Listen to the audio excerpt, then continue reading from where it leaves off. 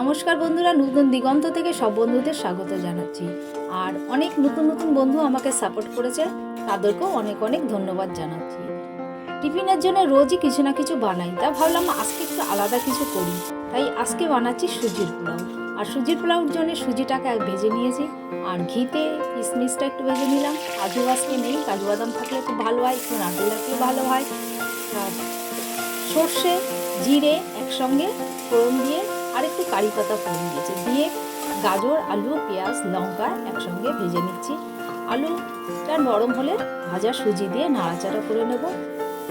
এরপর একটু জল দিয়ে দেবো, জল বেশি দেবো না, কেন এটা একটু ড্রাই হবে। আর ভাজা কিশমিশ বাদাম চিনি সব একসঙ্গে দিয়ে দিলাম, দিয়ে এখন শুধু একটু নাড়াচাড়া করা আর একটু রসটা নিয়ে নিতে হবে। ব্যাস, তাহলে সুজির পোলাও রেডি। সকালবেলা বা সন্ধ্যেবেলা এই সুজির পোলাওটা কিন্তু খাওয়াই যায়।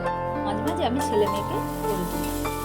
আর আমার পোলাওটা আজকে কেমন হলো বন্ধুরা জানালে ভালো লাগবে, একটু লাইক করলেও ভালো লাগবে। আবার অন্য একদিন একটা রেসিপি নিয়ে আসবো।